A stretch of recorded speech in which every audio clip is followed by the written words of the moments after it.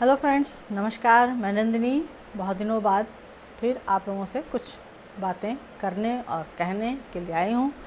तो सबसे पहले तो मैं अपनी फेसबुक फ्रेंड जो हमारी हैं श्रीमती किरण पाठक और अनामिका मिश्रा और तमाम ऐसी महिलाएं जो फेसबुक पर हैं और इसी तरह के कार्य कर रही हैं, कोरोना से लड़ने के लिए सबको मास्क बना के बांट रही हैं, बहुत अच्छी बात है।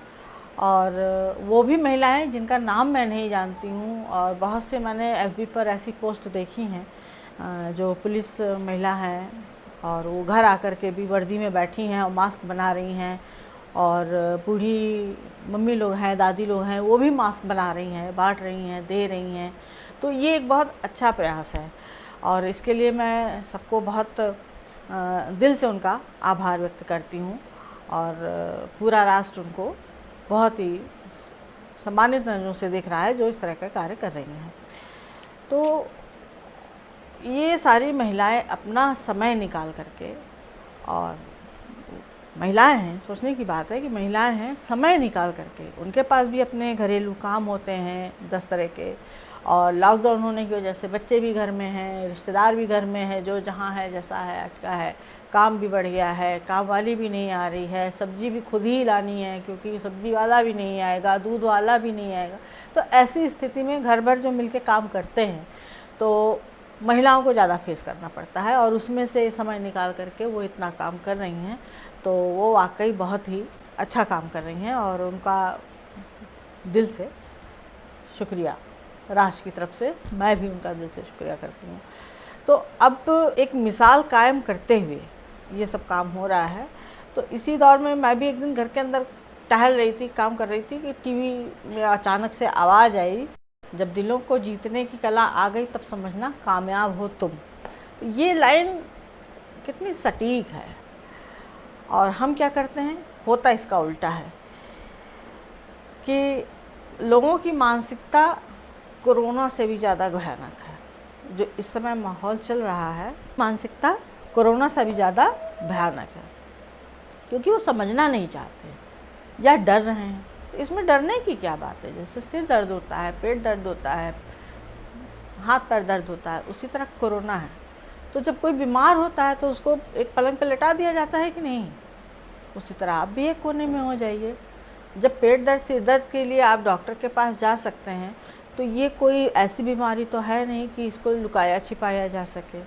तो लोगों को समझाइए जो इस तरह की गलत हरकतें करते हैं कि नहीं जाना है, नहीं दिखाना है, मदद करने से भी पीछे हटते हैं कि नहीं छूना है, ये सारी चीज़ें ना करें। मैं महिलाओं से ख़ास तौर पे कहूँगी कि आपको आगे आना होगा। मैं हमेशा कहती हूँ कि देश औरतों से अच्छा, महिलाओं से अच्छा कोई नहीं चला सकता। परिवार भी चला सकती हैं, देश भी चला सकती हैं, और उन्हीं के बूते चल ही रहा है। तो अब जब मानसिकता की बात आई, तो और जो ये जिस मानसिकता की बीमारी की मैंने बात की, जो भयानक रूप ले रहा है, ये बहुत ख़राब है, बहुत गलत। ये वक्त है जब हमें एक दूसरे का साथ देना चाहिए, एक दूसरे का साथ लेना चाहिए, एक दूसरे को समझना चाहिए, एक दूसरे की ज़रूरतों को समझना चाहिए, और जीवन भर साथ रहने के लिए, काम आने के लिए, सबसे बड़ी बात जिंदा रहने के लिए मिलकर रहना चाहिए। और ये बात मैंने इसलिए कही क्योंकि बहुत दिनों से मैं अपनी एफबी पर देख रही थी कि कोई माननीय पीएम साहब को, कोई राहुल गांधी जी को कुछ अच्छे शब्दों में उनके बारे में नहीं लिख रहे थे। आप अगर किसी की अच्छाई नहीं लिख सकते तो बुराई लिखने का भी कोई हक नहीं है। अगर अच्छाई, जिस व्यक्ति की, हर आदमी के दो पहलू होते हैं, एक अच्छा होता है, एक बुरा होता है। तो किसी एक को अच्छा और किसी एक को बुरा कह देने से आप कोई बहुत बड़ा न्याय नहीं कर रहे हैं, आप कोई जज नहीं हैं, आपको इसका ना हक है ना अधिकार है। तो जो ऊंची कुर्सियों पे बैठे हैं उनको अपना काम करने दें।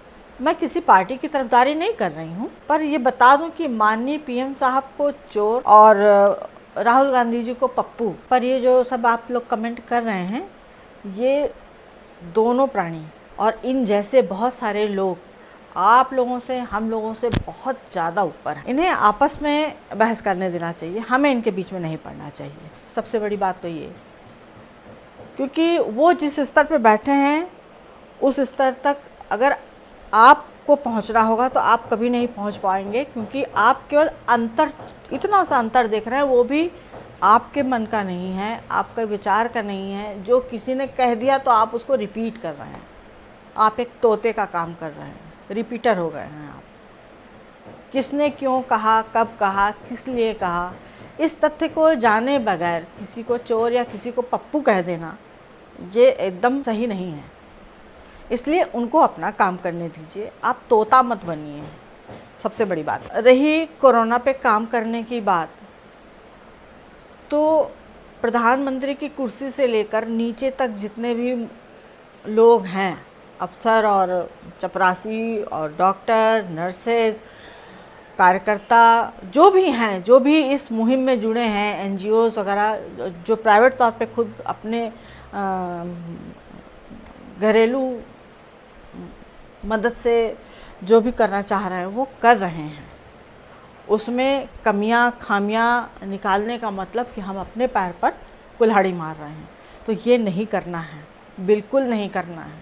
किसी की सुनी सुनाई बातों को उसको ना शेयर करें, ना पोस्ट करें, आप घर में रहें।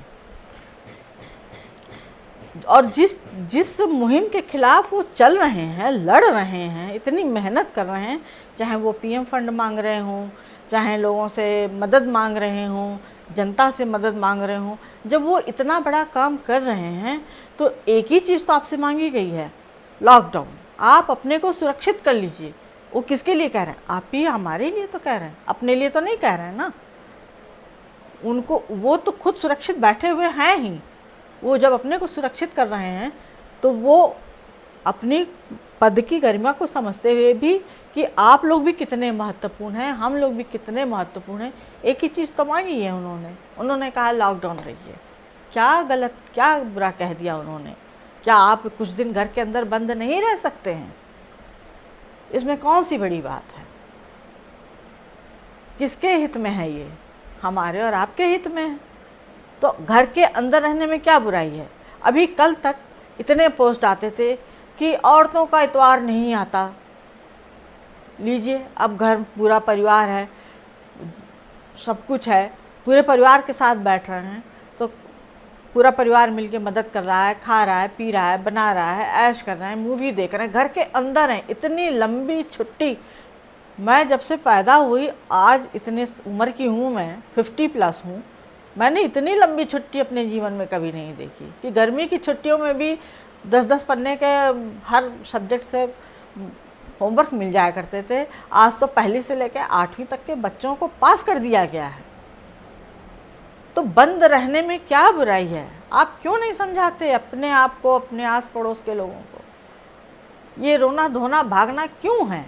नहीं समझ में आता। किसके हित में है? आप उसकी पीछे की, कोरोना के पीछे की जो भयावहता है वो नहीं देख रहे हैं, जो दहशत वहशत है वो नहीं देख रहे हैं। आपको लग रहा है कि बस मंत्री जी ने कहा है और वो हमारी अगेंस्ट पार्टी के हैं तो वो गलत है। आप ये क्यों नहीं सोचते कि अगर वो गलत होते तो आप अब तक जो जितनी सुविधाएं मिल रही हैं वो ना मिलती। उनको भी पीएम बने रहना है, किसी भी नेता को, मंत्री को मंत्री बने रहना है, किसी भी पार्षद को, किसी भी अफसर को अफसर बने रहना है, तो वो अपने लिए तो गड्ढा खोदेगा नहीं। वो आपको बचाएगा तब तो वो खुद बन पाएगा ना। तो आपको क्यों बचा रहा है? आपको बचाएगा तो वो खुद बन पाएगा। वो खुद बन पाएगा तो वो सारे समाज को एक साथ खड़ा देख पाएगा। एक एक करके अगर सब खत्म होते जाएंगे तो धरती तो ख़त्म हो जाएगी। चाइना का और अमेरिका का आप लोगों ने हशर नहीं देखा? बखूबी देखते हैं, न्यूज़ सुनते हैं, सब कुछ करते हैं। आप लोग पढ़े लिखे लोग हैं।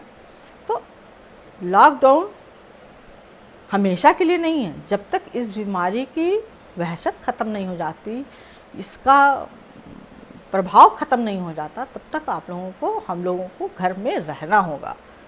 ये हमारे लिए ही नहीं, हमारे आने वाली जनरेशन के लिए भी बहुत बड़ी चीज़ है।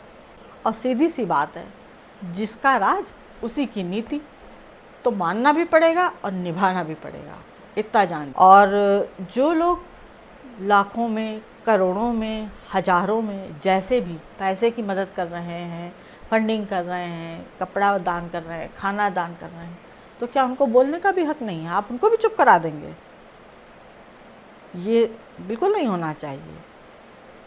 एक पढ़े लिखे इंसान होने का सबूत दीजिए आप लोग। जब ये समझ है कि क्या गलत है क्या सही है, आप अपने बच्चों की तरफ से सोचिए। अगर आपका बेटा या बेटी कोई गलत कदम उठाता तो क्या आप उसको 2 थप्पड़ नहीं लगाते हैं? तो आप अपने स्तर पे आकर के सोचिए कि अगर कोई बड़ा हमसे कह रहा है कि घर के अंदर बैठो, तो क्यों नहीं बैठा जा सकता? बैठना पड़ेगा। और ये समय FB पर, व्हाट्सएप पर गंदे और भद्दे किसी भी पार्टी का नेता हो, अफसर हो, कोई भी धर्म जाति का हो, कोई भी हो, लड़का लड़की कोई भी हो, अमीर गरीब कोई भी हो, कमेंट करने का नहीं है। आप जितना शेयर करेंगे गंदगी कोरोना से उतनी ज़्यादा भयानक फैलेगी, सब बिखर जाएगा इधर से उधर तक। क्या बचेगा धरती पे? जब कुछ बचेगा ही नहीं तो पड़ोसी भी आपसे बात करने पे डरेगा, आपके बच्चे आपसे बात करने पे डरेंगे, क्योंकि एक घर में कई विचार के लोग होते हैं। ये 5 उंगली आप देख रहे हैं, ये 5 उंगली जब एक बराबर की भगवान ने नहीं बनाई तो एक विचार के लोग एक घर में कैसे रहते होंगे? कभी नहीं।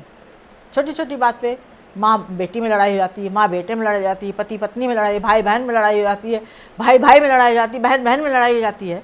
तो ये तो बहुत बड़ा संसार है। इस बात को क्यों नहीं समझते आप लोग?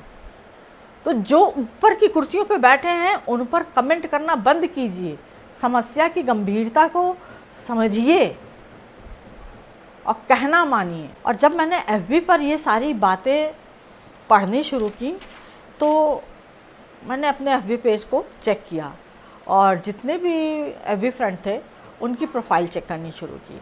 मुझे बड़ा क्रोध आया। सब पढ़े लिखे लोग हैं, कोई किसी यूनिवर्सिटी से पढ़ा है, देश दुनिया के किसी कोने में जाके, कोई कहीं किसी बिजनेस फैमिली से है, किसी का अपना सेल्फ बिजनेस है, बहुत सारे लोग ऐसे हैं। तो इतने पढ़े लिखे हो करके और इतनी गंदी मानसिकता, मुझे अपने आप पे शर्म आई। इसीलिए मैंने किरण पाठक का जब पहले देखा, उनके भतीजे ने डाला था कि मेरी बुआ जी ने ये कर दिखाया, मुझे इतनी खुशी हुई, मुझे दिल से इतनी खुशी हुई कि मेरे अच्छे दोस्त भी हैं। 1-2 को तो मैंने ब्लॉक कर दिया। मैं तो सही बताऊं, मैं वीडियो पर हूं लेकिन मैं सीधे कह रही हूं कि मुझे उनके कमेंट बिल्कुल पसंद नहीं आया। अरे उन्होंने कमेंट किया डॉक्टर पे कि इतने अंक उतने अंक। अरे वो जान बचा रहा है, तुमको अंक की पड़ी है? जो बड़े बड़े हॉस्पिटल खोल के बैठे हैं उन्होंने तक तो बाहर तख्ती लगा दी कि कोरोना निगेटिव हो तो तभी आना सर्टिफिकेट लेकर। तो वो पढ़े लिखे जो इतने लाखों करोड़ों का हॉस्पिटल खोल के बैठे हैं वो अच्छे हैं, या जो नीचे से गए हैं किसी तरह डॉक्टर बनकर आपकी जान बचा रहे हैं वो अच्छे हैं? अगर ये दोगली नीति रखी जाएगी है तो ये जो लोग इस बात को समझते हैं वो तो अपनी नैया पार कर जाएंगे, लेकिन जो 2 तरह का चेहरा लेके घूमते हैं उनके लिए बड़ी दिक्कत हो जाएगी। वो खुद फंस जाएंगे अपने मकड़ जाल में। ये मकड़ जाल है, ये दुनिया का मकड़ जाल है। और इस तरह से मैं ही नहीं, मेरे तरह और भी लोग हैं जो ना चाहते हुए, क्योंकि फेसबुक एक ऐसी जगह है और व्हाट्सएप एक ऐसी जगह है जहाँ पे हम अंतरंगता से बात करते हैं, एक दूसरे को टीज़ नहीं करते इस तरह की पोस्ट करके, क्योंकि हम मित्र हो सकते हैं लेकिन कहीं कहीं हम मतभेद भी रखते होंगे। तो ये जो 2 जगह हैं व्हाट्सएप और फेसबुक, ये 2 जगह दोस्ती करने की है, ना कि दोस्ती तोड़ने की और ना ही गंदगी फैलाने की। तो प्लीज़ आप लोग व्हाट्सएप और फेसबुक को इन सब चीज़ों से ज़रा दूर रखिए, अच्छी मानसिकता लाइए। क्योंकि कहते हैं ना कि बोए बीज बबूल का तो आम कहाँ से होए। जब आप ही इतना गंदा काम करेंगे तो क्या आप अपनी जनरेशन से उम्मीद कर सकते हैं? जो कोमल मन पे आएगा उनके, तो आप क्या उम्मीद करेंगे? कोई उम्मीद नहीं कर सकते आप उनसे। तो लोग फ्रेंड तो बने रहना चाहते हैं, लेकिन उन अपने इस तरह के फ्रेंड से जो टीज़ हो जाते हैं उनसे दुखी भी रहते हैं, दोस्ती तोड़ना भी नहीं चाहते। तो मैं तो साफ कहती हूँ कि मैं तो ऊट पटांग जो पोस्ट आती हैं मैं उनको हाइड कर देती हूँ। बहुत थक जाती हूँ समझाने के बावजूद, तू मैं पे आ जाते हैं लोग, बहुत मैंने झेला है फेसबुक पे, तो मैंने उनको सीधा ब्लॉक कर दिया। मुझे ऐसी दोस्ती नहीं चाहिए। और इस तरह से ये सब काम करने से क्या मिलेगा? कुछ मिलेगा?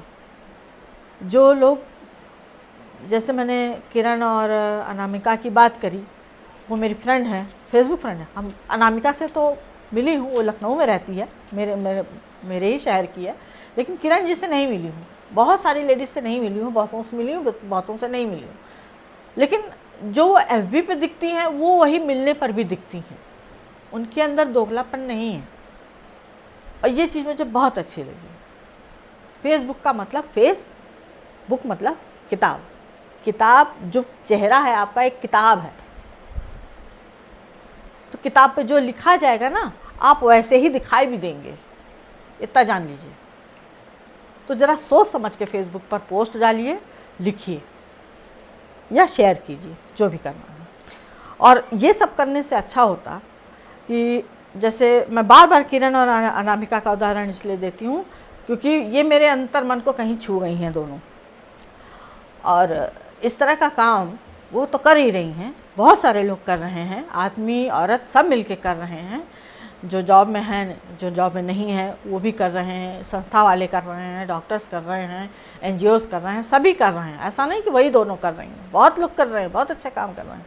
जो नहीं कर रहे हैं, अब उनके लिए मेरे लिए प्रश्न ये है, मेरा ये प्रश्न है कि वो क्या कर रहे हैं।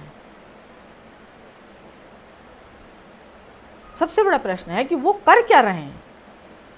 क्या उन्होंने इस चीज़ के अलावा कभी सोचा है कि जितने बच जाएंगे बच जाएंगे, जिनके घरों के लोग इस कोरोना से, भगवान ना करे बहुत ज़्यादा लोग हों, जल्दी ख़त्म हो जाइए, लेकिन जो लोग इस कोरोना पीड़ित से होकर के, जिनके परिवार के मुखिया अगर चले गए इस दुनिया से, उनके परिवार का क्या होगा। बाकी लोग तो हर 6 महीने पे चेकअप कराते रहेंगे, कहाँ से आएगा इतना पैसा।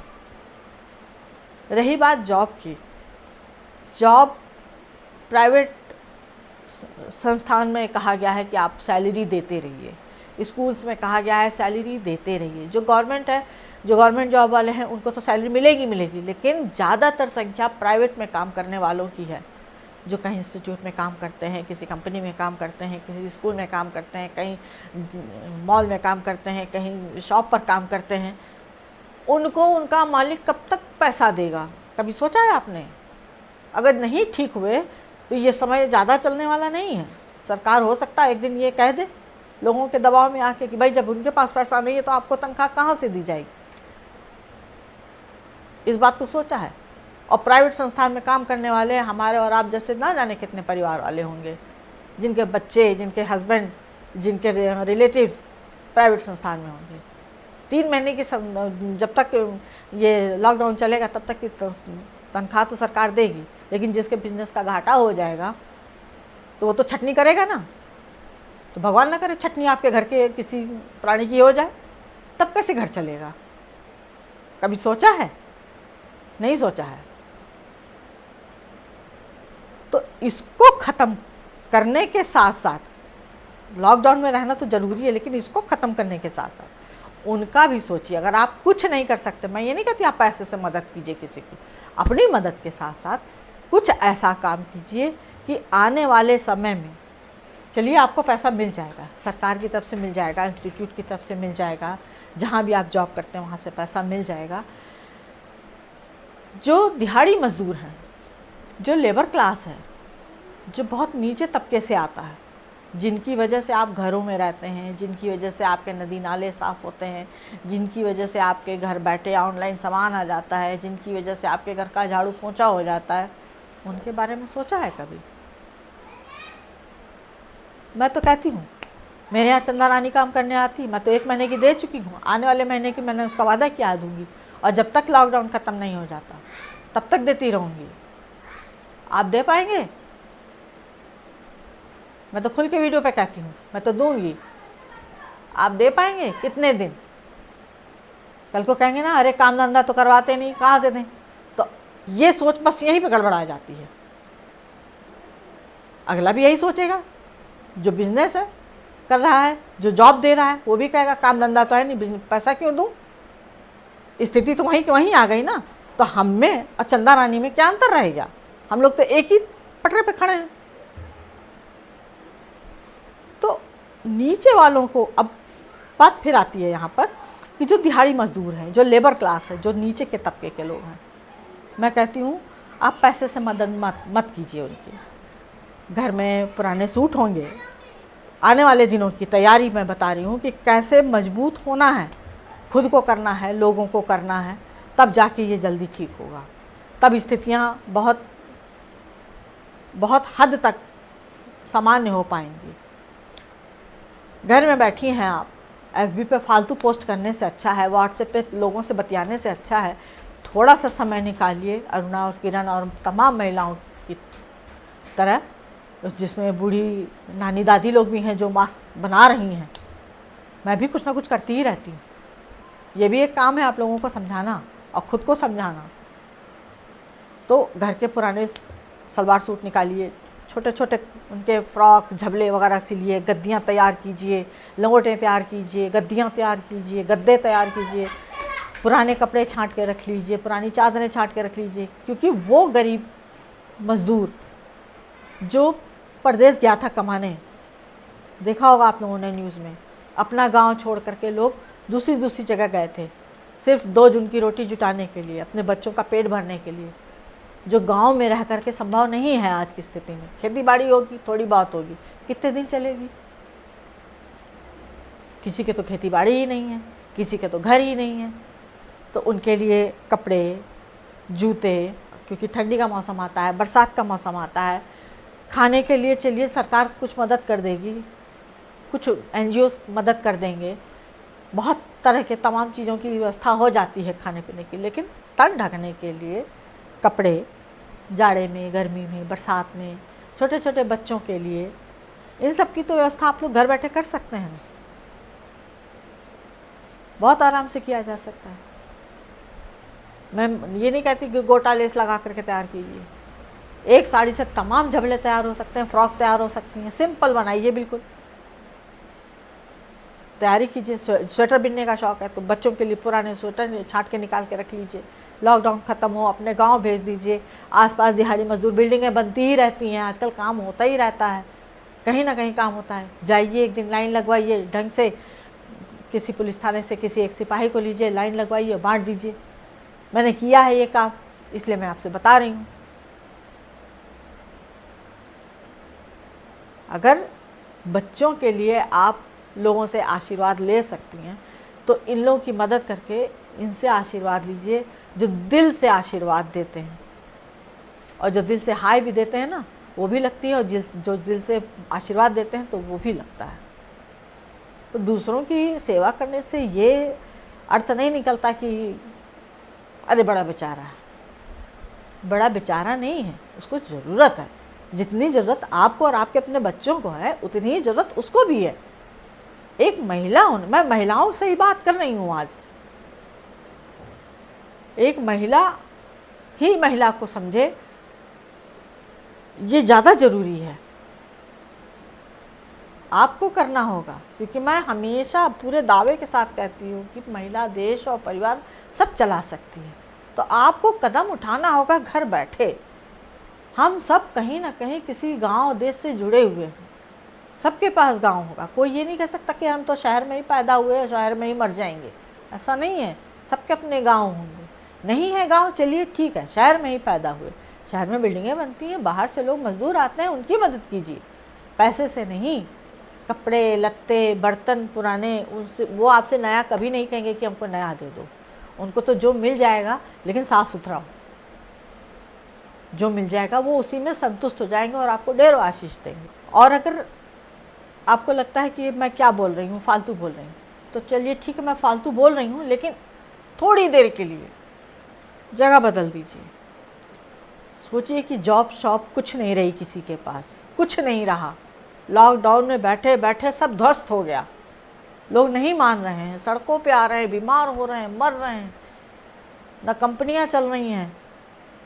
अभी सरकार ने थोड़ी छूट दे रखी है, बाद में अगर स्थिति और भयानक हो गई और फिर से सब बंद करना पड़ा तब क्या होगा?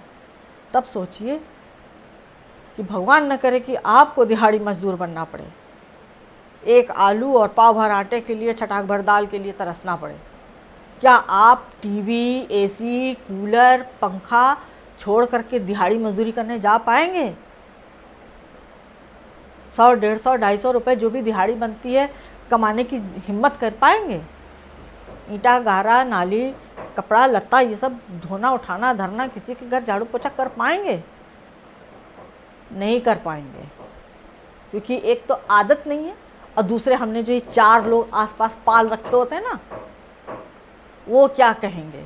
आप भूख से मर जाएंगे। उनकी तरफ बैठ के सोचिए कि वो किस स्थिति में सड़कों पे पड़े हैं, कब घर पहुंचेंगे और कब फिर से वो अपनी नई ज़िंदगी जिएंगे। सोचा है कभी आपने? सोचिए, इस मसले पे बहस कीजिए। इस मसले पे मत बहस कीजिए कि कौन क्या कहता है, कौन क्या है, कौन क्या नहीं है। इससे फ़र्क नहीं पड़ने वाला, फ़र्क पड़ेगा हमारे आपके सोचने से। बाकी लोग तो ऊपर वाले काम कर रहे हैं, आप क्या कर रहे हैं? उसमें तो टिप्पणी कर रहे हैं। तो टिप्पणी से किसी का पेट नहीं भरता, और जब तक ये नीचे तबके के लोग मजबूत नहीं होंगे, आप नहीं खड़े हो पाएंगे। आपने ले रखा होगा कहीं प्लॉट, तो क्या सोचते हैं आपको लेबर मिल जाएंगे? आप घर बना लेंगे? अरे जब उसका बच्चा बीमार होगा, उसके घर में कोई मौत हो गई होगी, वो भूख से बिलबिला रहा होगा, खाली पेट होगा, कमज़ोर होगा, बीमार होगा, तो आप कौन सा 2 महिला बनवा लेंगे उससे? कौन से बर्तन चमकवा लेंगे उससे? और करवा भी लिया तो 4 बात ऊपर से सुनाएंगे कि नहीं, बैठना नहीं है, चलो पहले काम करो तब मिलेगी दिहाड़ी। तो इस तरह से सोच के देखिए कि अगर वो स्थिति आप पर आ गई तो क्या आप कर पाएंगे? नहीं कर पाएंगे, कभी नहीं कर पाएंगे। और जो 4 लोग हमारे आसपास होते हैं ना, जो दिखाई नहीं देते, वो ना तो आपकी मदद को आएंगे और ना आपको दिखाई देंगे, हंसी जरूर उड़ाएंगे। और वो हंसें चाहे ना हंसें, लेकिन जो आपके दिमाग में 4 लोग बैठे हैं ना, वो आपको बढ़ने नहीं देंगे, आपकी ड्योढ़ी लाइन के बाहर तक नहीं जाने देंगे। तो जो ड्योढ़ी के बाहर हैं उन्हीं को मजबूत करने की सोचिए ना, तब तो आप खड़े रह पाएंगे अपनी जगह पे। समाज में जो आपकी मान मर्यादा प्रतिष्ठा बनी हुई है, उसको बनाए रखने के लिए नीचे वालों को भी जिलाना ज़रूरी है। ये जो बीमारी है ना, अमीरी, गरीबी, अनपढ़, गंवार, छूत अछूत, नेता, मंत्री, संतरी, अफसर, लड़का, लड़की, स्टूडेंट, ये जाति, धर्म, मंदिर, मस्जिद, गुरुद्वारा देख के नहीं आई है। ये तो जो कहना नहीं मान रहा है ना, उसी को धर पकड़ रही है, और ऐसा धरती है कि फिर आप लाख चाह लो तो आपको तो 14 दिन का वनवास तो दे ही रही है। अब उतने दिन में आपके चक्षु खुलते हैं कि नहीं, ये आप पर डिपेंड करता है। तो इस तरह का वनवास झेलने से अच्छा है कि आप घर के अंदर बैठें और दूसरों आने वाले समय में जो गरीब से और गरीब हो गए हैं उनकी मदद के लिए सोचिए, क्योंकि आप उनके लिए कुछ करेंगे तो उनकी मदद तो होगी ही होगी, लेकिन वो दवा से ज़्यादा दुआ असर करती है लोगों को। ये मैंने महसूस किया है कि जितनी मदद करो वो कहीं ना कहीं उसका फल हमें मिलता है। इसी पर मुझे एक कहानी याद आई। जो कोरोना बीमारी चली है, अजीब टाइप की बीमारी है ये, आदमी को आदमी से दूर कर दिया है इसने। तो मैं छोटी थी तब मैंने कहानी सुनी थी।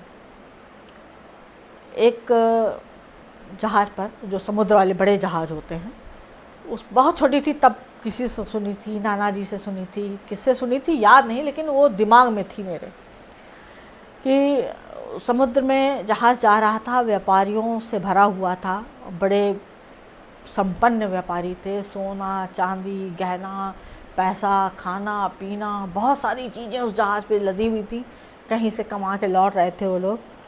तो रास्ते में उनके अपने घर तक पहुंचने से बहुत पहले ही, अब समुद्री यात्राएं तो बड़ी लंबी होती हैं, उनके अपने घर तक पहुंचने से बहुत पहले ही बहुत भयंकर तूफान आया समुद्र में। और वो जो तूफान था वो इतना तेज़ था कि उसने पूरे जहाज़ को दिशाहीन कर दिया। और जो जहाज़ का जो चालक था, जिसको ड्राइवर बोलते हैं, उसका भी अता पता नहीं चला वो कहाँ चला गया, क्योंकि जहाज़ ऊपर नीचे हुआ, पानी आया अंदर, कई लोग मरे, कुछ लोग बचे। तो जो कुछ लोग बचे वो केवल व्यापारी बचे, जिनको जहाज़ चलाना भी नहीं आता था।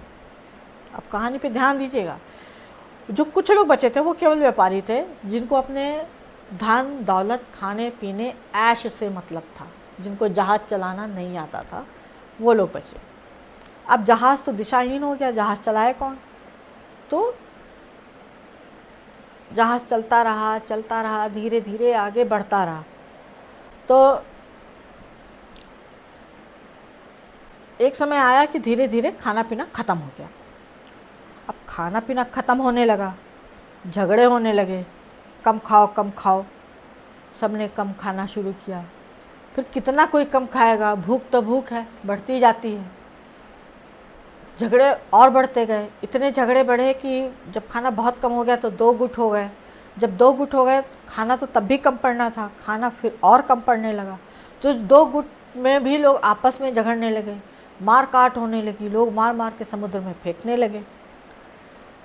फेंकते फेंकते अंत में ये हुआ कि कुछ लोग आपस में सलाह करते थे, एक आदमी को मारते थे और खा जाते थे। जो भूख थी उसने इंसान को इतना हैवान बना दिया कि वो आदमी को आदमी मारकर खाने लगा।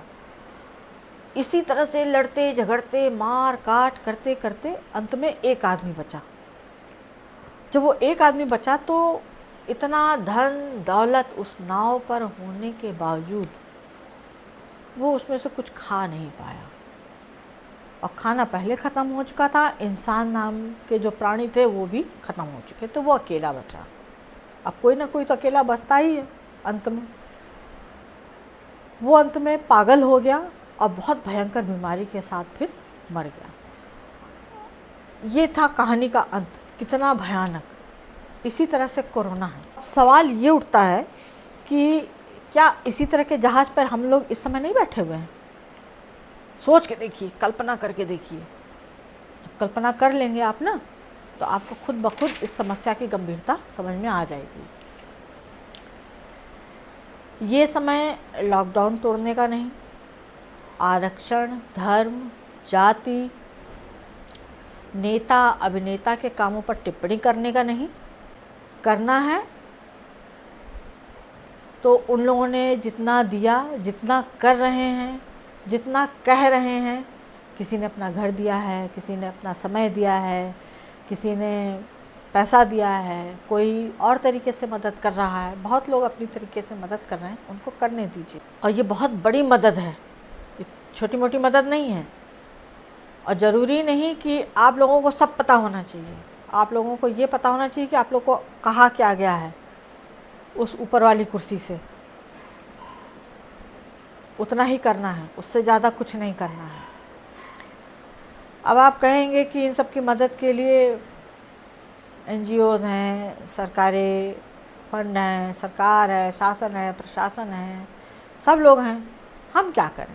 तो अब ये सोचिए कि जब सरकार है, NGO है, तमाम तरह के फंड हैं, इंस्टीट्यूट हैं, इन सबको संभालने के लिए, तो हम और आप किस श्रेणी में आते हैं, किस कैटेगरी में आते हैं हम लोग? तो ये जानिए कि इस कैटेगरी में हम लोग इंसान हैं। इंसान वो भी हैं, लेकिन वो लोग इस समय देवता से बढ़ के हैं जो ये सब काम कर रहे हैं। तो इंसान को इंसान है तो इंसानियत जिंदा रहनी चाहिए। कुछ करिए। बच्चों का भविष्य अगर संवारना है, संभालना है, अपनी जनरेशन को आगे बढ़ाना है, तो उन हाथों को सहारा दीजिए जो आपको संभालते हैं, नीचे स्तर के लोग। मेरे पिताजी हमेशा कहा करते थे, जब कोई हम लोग ऐसी डिमांड रख देते थे कि हमको ये चाहिए वो चाहिए, तो वो कभी ना कभी बात बात में ये समझा देते थे कि जियो तो हमेशा अपने से नीचे वालों को देख कर जियो। तो तुमको अपनी कमी महसूस, अपने सामान की कमी की महसूस नहीं होगी। वही चीज़ है कि इंसानियत ज़िंदा रखिए और उन हाथों को सहारा दीजिए जो आपको संभाल के रखते हैं, आपको बनाते हैं, और दुआ भी मिलेगी और दवा से बढ़ के काम करेगी। लॉकडाउन में रहिए, कल की तैयारी कीजिए, सबकी मदद कीजिए और तैयारी में लग जाइए। मैंने तो शुरू कर दी है और जो शुरू किया है वो सरप्राइज़ है, वो आने वाले वीडियो में बताऊंगी। नमस्कार।